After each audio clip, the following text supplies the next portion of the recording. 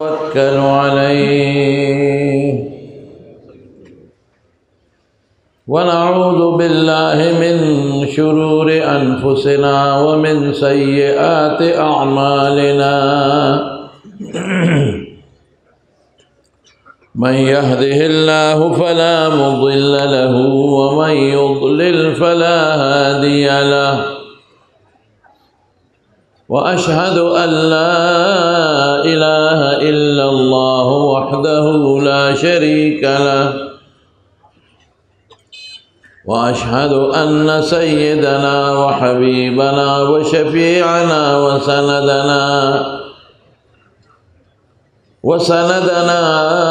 ورحمتنا ومولانا محمدا عبده ورسوله سيد الأنبياء والمرسلين وخاتم النبيين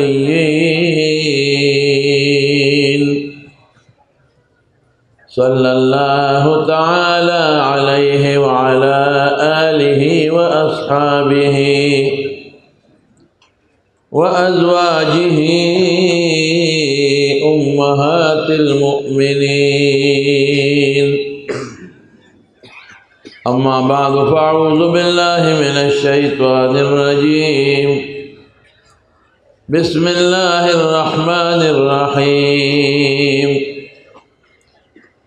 يا أيها الذين آمنوا اتقوا الله حق تقاته ولا تموتن إلا وأنتم مسلمون وقال عز وجل يا أيها الذين آمنوا اتقوا الله وكونوا مع الصادقين وقال رسول الله صلى الله عليه وسلم سبعة يظلهم الله تحت ظل عرشه يوم لا ظل إلا ظله وفيه رجل ذكر الله خاليا ففاضت عيناه صدق الله العظيم وصدق النبي الكريم درود شرف آئے اللهم صل وسلم على سيدنا ومولانا محمد وآله وصحبه أجمعين گرامی قدر جناب صدر مجلس معزز علماء کرام و طلباء عظام او ده حضرت اقدس مفتی صاحب رحمه الله معتقدینو بالذات و بالواسطہ داغی مریدانو شاگردانو السلام علیکم ورحمۃ اللہ وبرکاتہ زمونږ ستاسو د ټولو دپاره غټه خوش قسمتي ده چې مونږ په دې اجتماع کې شریک یو او دې باندې ډېر زیات خوشحاله یم چې په دې ځای کې په دې مدرسه کې د حضرت مفتی صاحب رحمه الله د هغې یاد تازه کېږي او د هغې ذکر کېږي او د هغې د سلسلې متعلق بیانات کېږي دا ډېره د خوشحالۍ خبره ده ډېر لوی لوی خلک د دنیا نه لاړل لیکن د هغوی بالکل یاد ختم شو او ډېر خلک داسې دي چې د هغې یاد باقي دی حضرت مفتی صاحب رحمت الله علیه الحمدلله یو عظیم شخصیت او په خپله زندګۍ کې په خپل ژوند کې په خپلو بچو باندې د دین او د شریعت علم زده کړی دی که حضرت مولانا رشید احمد صاحب رحمت الله علیه لوی عالم و مفتی او که محترم حضرت مولانا حافظ حسین احمد صاحب زیدہ مجدہم خواجہ صاحب کل عالم دے الحمدللہ او د حضرت مفتی صاحب رحمت الله علیه قائم شوی مدرسه د هغې خانقاه هغه چلی او زمونږ او ستاسو راغونډه ده په ده باندې مونږ پرې راغونډ یو هغه انسان چې د هغه یاد څوک وروستو نه کړي هغه مړی مړ ختم او کم انسان چې د هغه د وفات نه پس د هغه ذکر کېږي د هغه یاد کېږي نو هغه څه ناڅه جمدی وي حضرت مفتی صاحب رحمت الله علیه و عظیم شخصیتو زمونږ استاد مو زمونږ پیر و مرشد مو زمونږ سره ډېرې ناستې م شوي دي او په دغه زمانه کې دومره عظیم د علم غر او یو عظیم فقیه او د دغه زمانه یو عظیم مفتی انسان دا بل نه دی تیر شوی الله چې هغې له د فقاهت او د فقه د جزیاتو او د احادیثو مبارکو کومه ملکه ورکړې وه نو هغه بې مثاله وه او صاحب د طریقت بیا د یو ډېر لوی شخصیت د دغه امت د نقشبندي یو سردار او ډېر عظیم صاحب طریقت صاحب الفضل والکمال او صاحب د کراماتو امام الصلحاء و امام الاولیاء حضرت مولانا خواجہ عبدالمالک صدیقی صاحب رحمه الله خاص نظر و پغوی او د حدیثو یو لوی شخصیت چې هغه په هغه زمانه کې د حدیثو یو رڼا او یو نور حضرت مولانا نصیر الدین غرغشتوی رحمت الله علیه سره د احادیثو نږدې نسبتو دواړه سلسلو چې کوم د طریقت سلسله ده د نقشبندیې مبارک او که د احادیثو د نو د عظیمو شخصیاتو سره نسبتو ما د ډېر نږدې نه مفتی صاحب رحمت الله علیه لیدلی دی ډېر نږدې ورسره پاتې شوی ما او ډېر د قریب د مې لیدلی دی مفتی صاحب یو ډېر لوی شخصیت او حقیقت دا دی زه یو ځل لاړم په دې اخري ورځو کې ما سره ډېر محبت لره خواجه صاحب تشریف فرما دی کله چارسدي دغه علاقې ته به ته په خپله به د هغوی تمنا وه چې زه هلته ورځم ما ناقص ته ګوره زما درس ته خواجه صاحب څو ځله رابطې وکړې چې مفتی صاحب راغلی دی هلته درځي مې دا خو ډېره د خوشحالۍ درس ته به راغی زمونږ به د وړې دورې درس وکې به ناست طالبان به وکتل ډېر زیات به خوشحاله شو خندا نه به خوله نه غونډېده ډېر به خوشحاله او چې زه به راملم نو ما ته به ډېر خوشحاله او دا ټول ګواهان دي یو ځل زه داسې ټیم کې رالم چې دوی کور ته تشریف وړی و هېڅوک نو غرمه ټیم و ماسپښین مونځ غالبا هغوی کړی مونږ لږ لیټ شو دوی کور ته لاړل کور کې هېڅوک نو حافظ صاحب هم نو بل څوک هم نو مونږ چې مونځ وکړه بیټک ته رالو یو برخوردار راغی مې مفتی صاحب یا خو چې دې وخت کې دننه شي نو بیا خو آرام کوي دې وخت کې خو بیا هغوی نه راوځي هغه برخوردار دا سوچو چې زه ورځم ال ورته وایم نه غږ به بلکل نه کوي مونږ د هغوی تکلیف له نه یو راغلی بس رالو تپوس پوښتنه وکړه ملاقات ضروري و خو ملاقات نه شو بیا به راشو خو صرف دومره به ورته وی اوس به ورته نه وی چې مونږ لاړ شو بیا به ورته وی چې هغه راغلی و حاضري کړې و دعا درخواست دی ځکه خواجه صاحب هم راغی بیټک ته راغی بهر نه راغی کور نه نه دی راغلی مونږ دا خبرې کولې یو ماشوم راغی وی مفتی صاحب وایي چې هغه میلمه ته ووایه چې راشي حیران شوم چې خدای دې چا خبر کړ مونږ خو دلته ناست یو څوک شته نه چې ورته ال ویلی دی او بیا د کور کې دننه هغه بیټک و هغه بیټک ته راووځه ورغلم او بیا لګیو په هغه خپلو خبرو کې ډېر خوشحاله و زما د الله سړقه وي تا نه خبر شوم که نه نو تا له راووتم هغه له خدای عجیبه نظر ورکړی هغه له خدای عجیبه پوهه ورکړې وه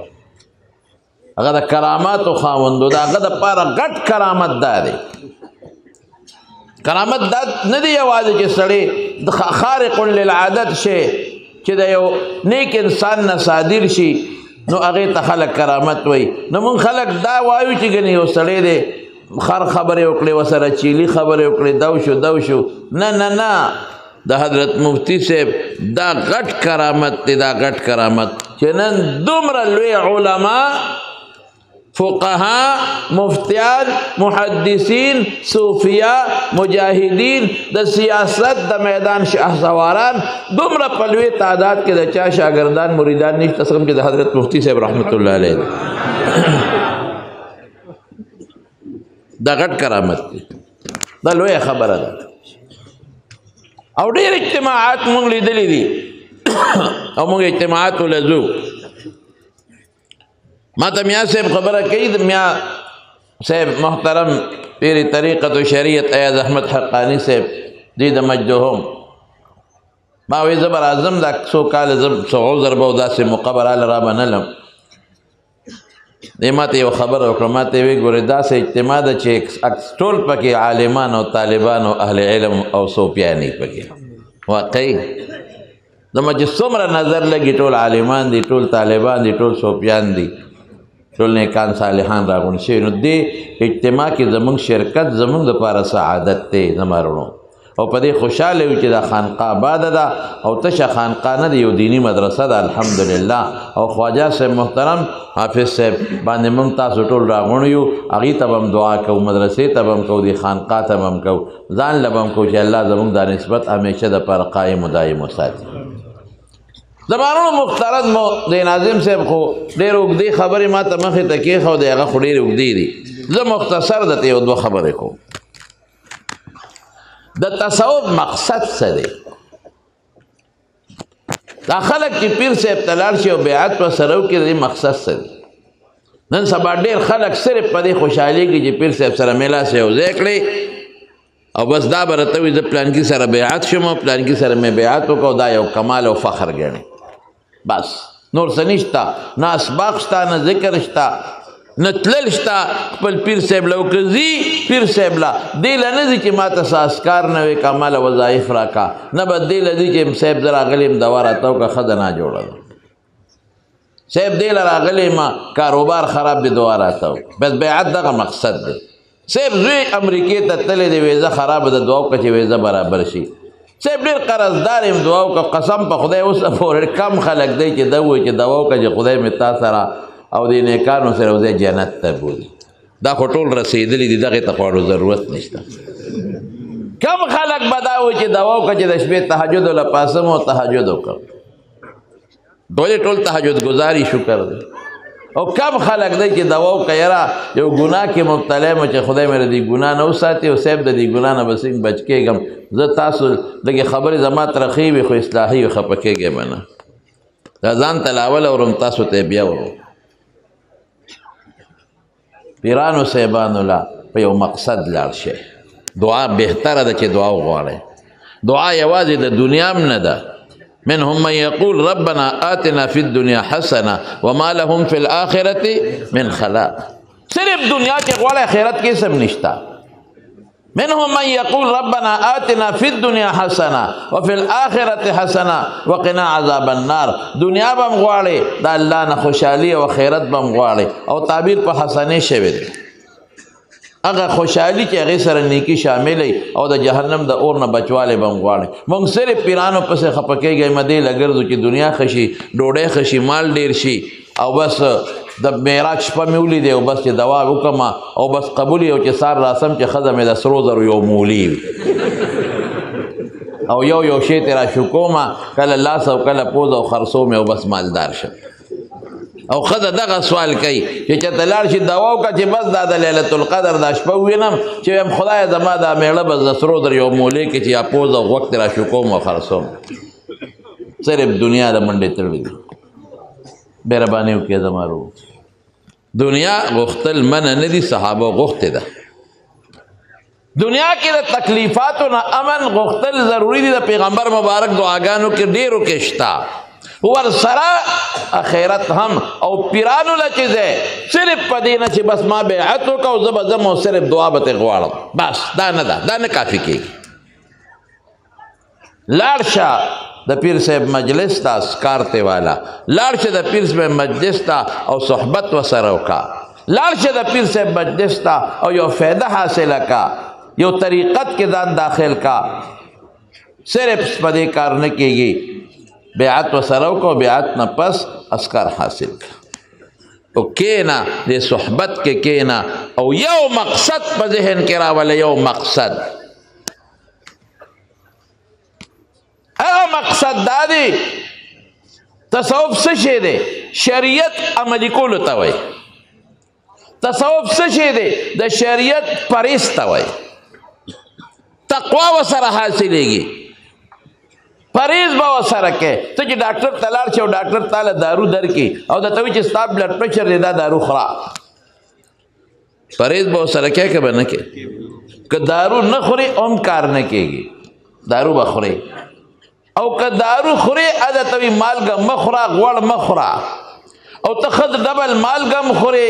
او کباب هم خورې او تیکې هم خورې او د ګډ لږ هم خورې، ته به خاورې جوړ شي. خوراک به ډاکټر درته څنګه وایي هغسې خوراک به هم کوې چې ادته کم پرهیز وایي هغه به هم کوې. بلکې پرهیز اردو خوانان وی پرهیز علاج سے بہتر ہے. کمال په پرهیز کې د تقوا څه ته وایي؟ د طریقت مقصد حصول التقوا دی. بس پرهیز دا د طریقت مقصد چې د دې مجلس کې کښېنې تا د ګناه نه زړه ته ورشي، نفرت پیدا شي. ته دې مجلس کې کښېنې او ذکر و اذکار وکړې، نسبت ته مضبوط شي او د ګناه نه دې زړه تور شي او نفرت دې تور شي. ښه مجلس کې کښېنې، دا د طریقت مقصد دی. حضرت ابی ابن کعب رضی الله تعالی عنہ د حضرت عمر فاروق نے افضل تپوس کې رضی الله عنہ وی مت تقوا، تقوا څه شی دی؟ عمر فاروق رضی الله عنه وتوی اما سلکت طریقا ذات شوق، په داسې لاره نه تللی چې هغه ازغو والی خاردار لاره باندې تللی که نه تللی؟ او تی کثیرا ډېر کاره ته تللی. وی ماذا فعلت، څه دې کړي دي په دې لاره چې تللی؟ او ورته وی وی شمرت ثیابي واجتهدت، جامې به غونډې کړي دي او ښه تیستلې چې لاره ټوله خارداره ده او لاره کې غني دي څنګه به ځې؟ جامې به غونډې چې غنو کې وننښلي او تیز به ځې چې دې نه څه لړم مار څه شی راونځي یا دا څانګه ښکته نه شي او ما ګیر نه کي، ځان به راغونډ کړي، جامې به راغونډې کې، تیز به ځې. وی دقه تقوا ده. سبحان الله. مونږ خاردارو لارو کې روان یو، مونږ چقلو کې روان یو، مونږ ګناهونو منځ کې روان یو. مونږ به لاره باندې د شریعت ځو، لار به د شریعت لار به د شریعت د قطعا بل طرف ته نی چې کم پیر یو ګوت هم د شریعت نه بار شو دا به ساحر ماهری، دا به پیر نه شریعت مطابق جون بی لاره به د شریعت بی. خو د شریعت لاره کې چې کم خندان گیر چاپیره دي او کمی غلی گیر چاپیره دي او تارا نیسی پرې ګدي دی نه، نو طریقت به د دې نه بچ کړي. تیز بځې منډه به وی، جذبه به ځان کې پیدا کې، داسې د خپو تیز تلل نه، جذبه به ځان کې پیدا کې، مراقبه به شي، جنانه به ځان لشي،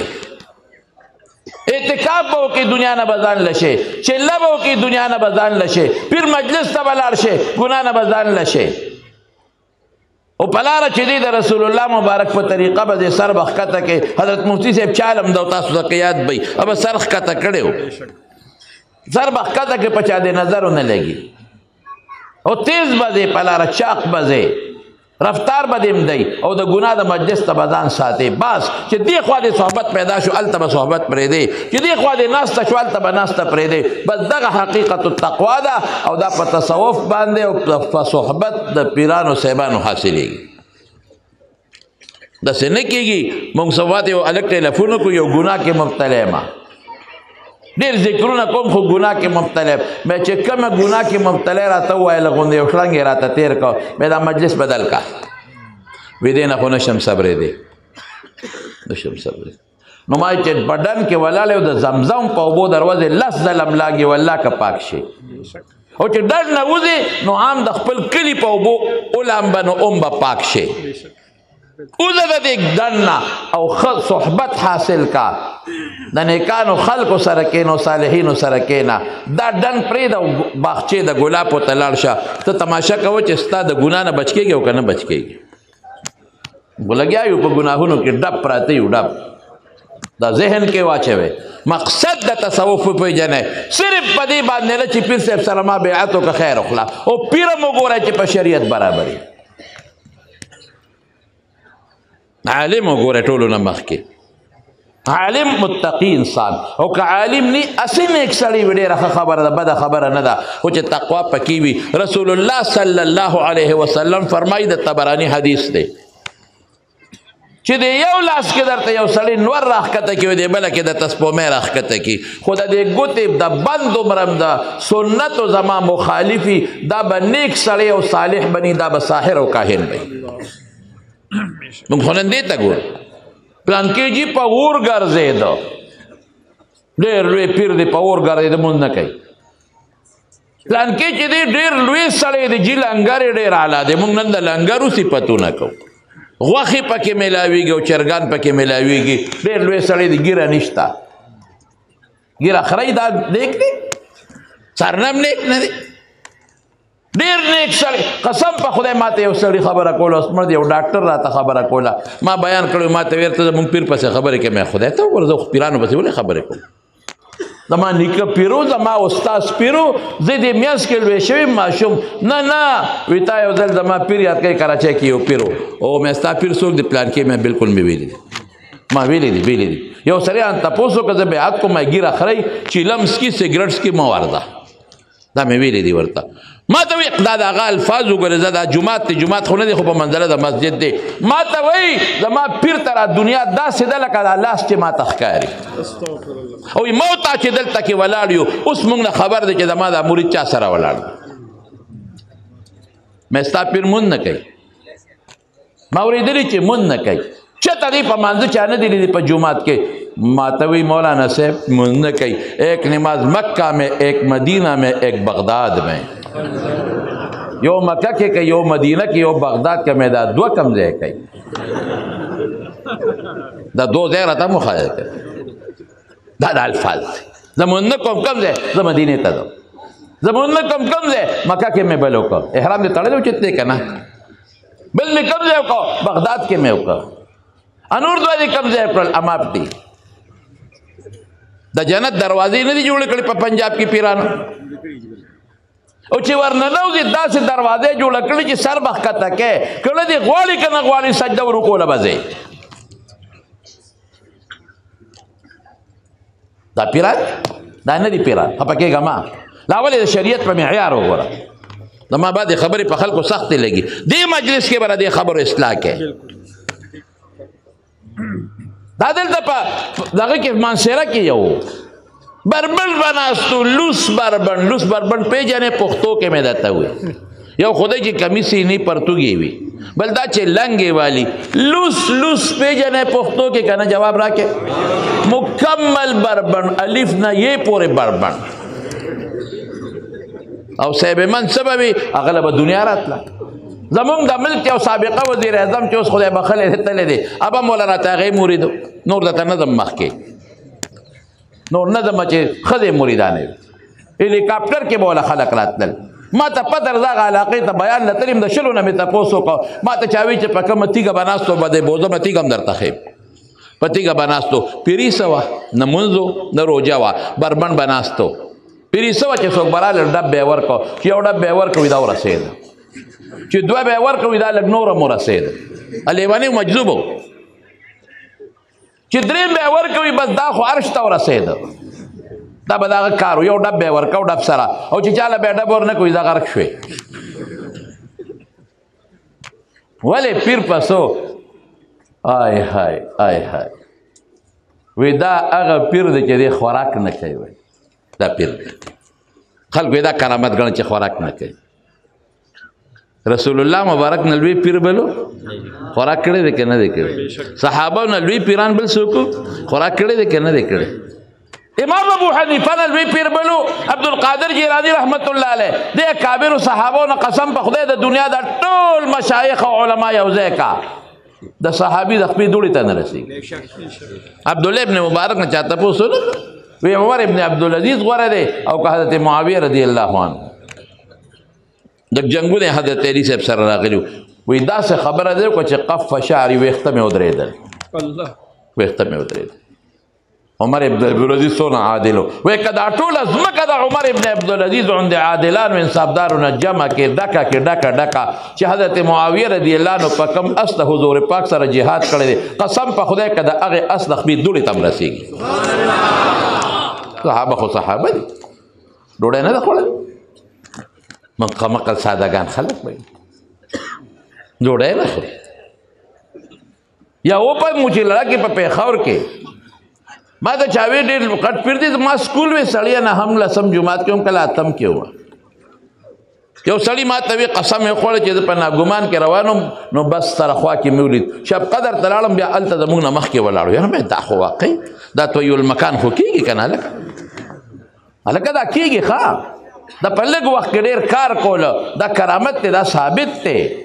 نن سبا ګور یو مخالف مسله بل هم درته ویم. بعضې علما زموږ د اولیاو کرامت ذکر کوي دا نور پورې خاندي، دا ناپویه دي. پیغمبر نو چې خارق للعادت یو کار صادر شي یا د هغه مخکې د هغه د منشا مطابق هغې ته معجزه وایي. یو نیک صالح نه چې یو امر صادر شي یا د هغه مخکې د هغه نه نی د هغه مخکې د هغه د منشا مطابق کرامت ورته وایي. ته خو شته دي. شاه اسماعیل شهید رحمت الله علیه به 6 غنټې کې قرآن شریف ختمه. علماء فتوا ورکړه چې 6 غنټې کې ختمه. رسول الله مبارک او عبدالله ابن عمرو بن العاص یو صحابي ته د 3 ورځو اجازه ورکړې دی، بل چاته نه دی ورکړې. هغه وی زه به د ختم کم کمه ختم که خکنی نو بس نه بکم. د دلی جامع مسجد کې وتا علماء او قاریان کې ناستل. دلی جامع مسجد کې چې چاته قرآن یادو هغه په یاد ورته غوږ کې خو او چې چاته یاد نو قرآن شریفونه راواغشتل. ما زیګر مو اوشو شروع یې وکړه الحمدلله رب العالمین. ما خام بانګې نو ویل چې ورناس ته قرآن شریف ورسېد. لږ وخت کې ډېر کار کېدل او په لږ وخت کې ډېر مزل کول خو ثابت دي، خو نیک سړي نه. زموږ امام ابو حنیفه رحمت الله علیه که موږ ذکر کوي دا څنګه امام صاحب د شپې په رمضان کې به یو شپې ته ختمونه کول، یو به مستقل تراویح کې کو او تراویح زموږ په شان دی نه. موږ چې څنګه تراویح کوو هم د اطمینان تراویح وي. زموږ څه تراویح دي؟ راکټ مولا، کلاشنکوپ مولا. مې دی به کلاشنکوپ ګرځئ خلک به ورته ځکه کلاشنکوپ مولا وایي یا راکټ مولا دی به لکه د راکټ چاق دی. ما ته وایي نه مونځ نو څه په موبایل یې راته وښو په موبایل لګیا دی نو مونځ کوي نو څه وایي الحمدلله خدای ته دا څه کې دا څه کې دا ته مونځ پورې ټوکې کې مونځ پورې ټوکې خو کفر دی. قرآن پورې استهزاء کول خو کفر دی او خلک څومره ډاډه دي نن. تاسو په دې نیټ کتلی دي مخکې ورځو کې یو هلک په مصله ولاړ دی مونځ هم کوي او ګډېږي هم پکې. کتلی دي که نه دي کتلی؟ بس ما ته پته او وایه موبایل ما ته پته ګوره فیسبوک ته نیټ ګوره ټول ګوره لګیا دی صاحب او ګډېږي په مانځه کې ګډېږي په مصله ناست ګډېږي او خلک پې د پاسه پیسې نه وړي. پولیس ونیوه چې د پنجاب کې نو بل راغی دا بله فتنه ده نو هغه لګیا دی په مانځه کې ګډېږي ډول هم متوالي کېږي. تاسو به کتلي پیسې پې نستلې کېږي خلک هم ورته خاندي. نو بل ورځ هغه هم پولیس ونیوه نو بل یو غټو شیخ الاسلام چې د نامه عمره غټه ګیرې وه نو په مانځه ولاړو په جانماز ظالم ولاړ دی او په مانځه کې ګډېږي نو ام ونیولی شو په فیسبوک بیا راغی نو بل ورځ بل ونیولی شو بل لګیا دی ګډېږي په دعا کې هم ګډېږي په سجده کې هم ګډېږي په رکوع کې هم ګډېږي ډول ورته والي کېږي خلک د پیسې په د پاسه دولي. ای ظالمه دونه ډاډه شوې ای ظالمه مولا پسې د خبرې شروع کړئ مونږ اوس غملي مونږ وی خیر دی. مولیانو پسې خلک خبرې کوي مونږ وی خیر زمونږ بچي دي مونږ نه خفه کېږو. ما دی یو لک مخې له راغی دا رانږدې شو داسې لږ هلک هم دې خوا راشه رانږدې شو ما ته یو هلک وایي ما اواز ورته مه کوئ تا پسې خبرې کوي مې ډېر ښه کوي رانږدې مې که ځان ته په دې مخ مې ښکل که بچې رانږدې شه ما هغه هم غریب هغه هلک هم غلطي وکړه چې د هغه مخکې ماته وینو په کار هغه هم ډېر حیا شو نه نجیب ما خو څه خبرې نه دي کړې ما بچی هېڅ خبره نشته ما معاف کړې زمونږ بچی که ما کې څه غلطي دي لیدي ما ته یې مخامخ وایه چې دا نو باسم ته خو ډېر ښه هلک یې چې زما غلطۍ نوټ کې ډېر ښه هلک یې زما غلطۍ نوټ کې ډېر ښه هلک یې خو ما ته ووایه مؤمن مرآت المؤمن دی ما ته ووایه چې دا نو باسم دومره هغې اثر وکړه په هغه باندې چې یو خشته ګیره پرېښود او حفظ د قرآن شریف شروع کړ الحمدلله موږ خو دا بچي دي موږ خو په دې خوشحالېږو ځان ته نږدې کوئ دا کشران خیرې مه کوئ ورته ځان نه مه لرې کوئ په فیسبوک بد ورپسې مه وایئ دا کشران دي ناپویه دي دا پویول پکار دي دا راغونډ کې ځان ته راتر غاړه باسئ نو مولا پسې خبرې وي ما پروا نشته نو پیرانو پسې خبرې نو پټکو پسې خبرې نو خانقاه یو وي تسبو ته تسبیح څه وي تسبیح مولا دی مولا او تسبیح یادوي وي سپیا کې اړی راړی ته د خدای نه نه یارېږې دې تسبو باندې خلک ذکر کوي لا اله الا الله الا الله الله دا پې چې کوم شي باندې د خدای نوم ویل کېږي نو ته هغې ته سپیا کوې نو ام تا نه پاتې نه شو نو تبلیغ والا پسې د خبرو کم تا نه پاتې نه شو نو علماو پسې لګیا شو اده نه پاتې نه شو نو پیغمبر پسې لګیا شو در نه پاتې نه شو د هغه نقشې دې جوړې کړې او د پیغمبر د شکل نمونې دې جوړې کړې نو ظالمه خدای هم نه پاتې نه شو هغه الله چې څونه مهربانه دی الله ارحم بعباده من الام بولدها الله په خپلو بندګانو د مور نه چې په بچي څونه مهربانه ده د هغې نه زیات مهربانه په یو موقع باندې یو جهاد کیږي یو زنانه اور بلی او یو ماشوم بچی دی ورسره او اور چې کله لمبه ووي دا ماشوم بچی دا دې خوا کې چې لمبه سړی شي نو ماشوم ور اخوا کې نو دې ښځې د رسول الله مبارک دا خبر اورېدلې وه چې د مور په بچي څونه رحم دی د هغې نه الله په خپل بنده رحم زیات دی نو فورا دا له پیغمبر مبارک ته وی د الله رسوله تا داسې ویلي دي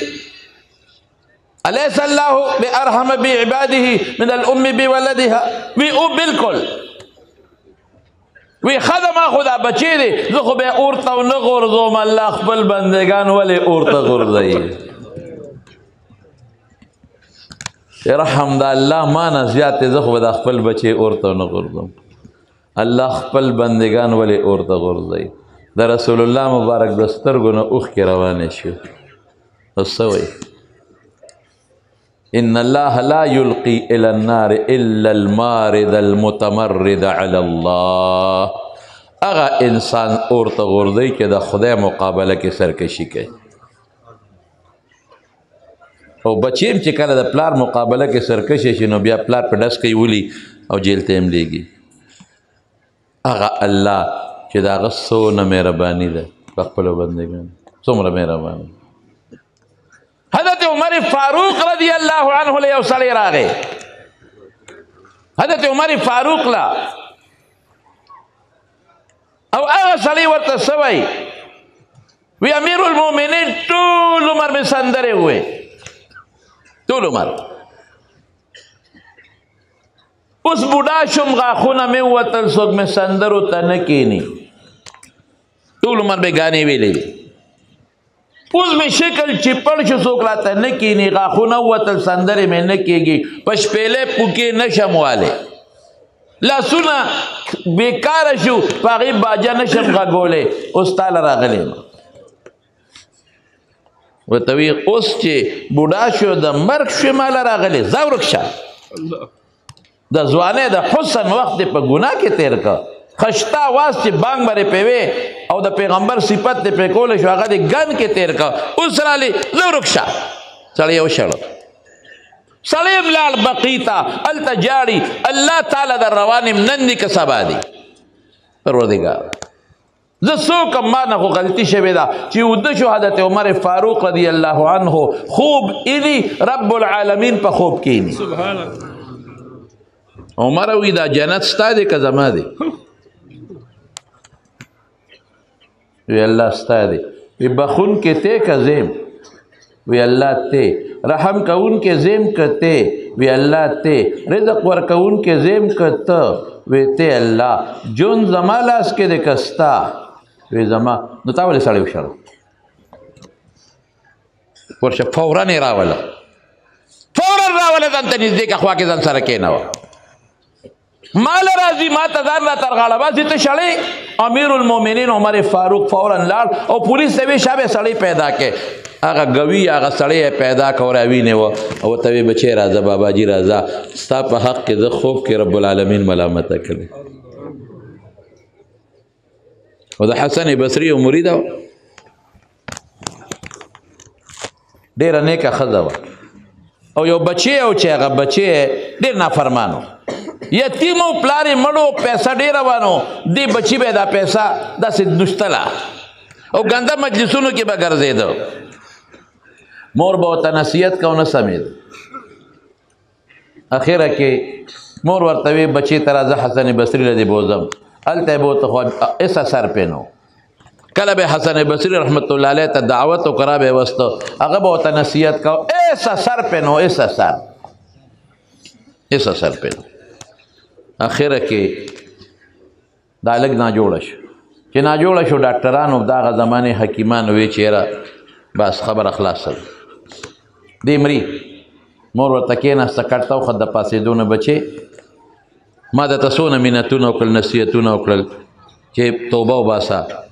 ما دله استاد راوستا ګوره توبه ونه ویستل او ته مورې څوک هم اوس توبه اوس دې وخت کې اوس خو مرمه الله به وایي چې هغه د ځوانۍ وخت یې ودې په ګمراهۍ کې تېر پوس توبې وباسې ما خو نمونځ کړی دی نو روژې ما خو هېڅ نه دي کړی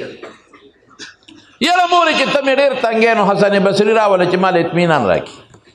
دا به منډه لاړه خوشحاله شوه چې حسن بصري صاحب پسې لاړه برقه کې هغه ته وایي هغه زما زوی بس مري ډاکټرانو طبیبانو واپس کړی دی او که ته 2 منټو له رالې بس یې توبه وباسي ځکه خدای بخي که نه خو یو ارمان خو به مې زړه پوره شي هغه په جلال کې راغی ورته وی چې ماله را نه شي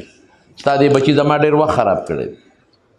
کله دلته نصیحت که هلته نصیحت اوس چې مري اوس مو توبې وباسي ځه او که مړ شو چې ما پسې رام نه شي جنازه هم نه کوم مور یې راغلی بچې ما درته نه وي کوم ځای ته یې ځان ورسوه زما استاد وي جنازه هم نه کوم ته لا بیا ماله دې راشي هغه هلک څه وایي هغه هلک وایي مورې داسې به وکړې چې زه مړ شم نو فوراً به دا کار وکړې چې ماله به خپه کې پړې واچې په ما به جنازه نه کې ماله به کفن نه راکې ماله به غسل نه راکې ما به خخیم نه د مسلمانانو مقبره کې ما دومره ګناه کړی چې د ما د چغو نه به مسلمانان هم تنګي چې ته بودو یو کنده کې مې غورځوه خور را باندې واړو خبره خلاصه دا خبرې کولې او دې کیسه ووته مور یې وی چې خدای اوس د دې زوی مې ومنه ما څوک په دې خبرو په سوچ کې و چې دې کې دروازه والې شوه چې دروازه والې شوه وی څوک یې وی حسن بصري ما او ورته څه وایي استاد یې اوس رالی زما زوی ستا ره توبې په ارمان د دنیا نه لاړ ته اوس رالی وختي نه راځي چې منت ته کوو وی دروازه کولاو کا وی څه له رالی وی ستا زوی کولاو کا کفنم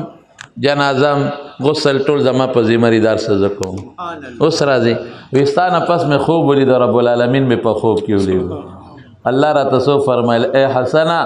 زما د مینې دعوه کې او زما د اولیاء او د جنازې نه انکار کې دغه خدای مونږ خفه کړی دی کوڅه په کوڅه مانځه پورې خنده د پیغمبر سنتو پورې خنده نن سبا خلک څومره لګیا دي په ګیرو کې خلکو څه نخرې شروع کړي دي نو خیر خبره مې دې پورې کوله چې دا نیکانو خلکو دا کرامت وي نو ما ته چاوي په موچیلا کې پېښور کې د سرمنو د سپلو بازار دی وی ډېر نیک سړی دی او دا کرامت یې دي را مې زه موله لاړم چې زه لاړم اوس یو دوکان کې ناست و د 400 دا بین دی سخا بین راځي بچا صاحب د 400 دا خبره کوم نه بس کوم یو سخا بین را روان دی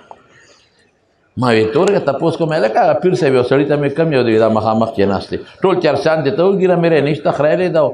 لوخړې خېږي خدای پاک مې خلک وی چې دا نیک سړی دی او دی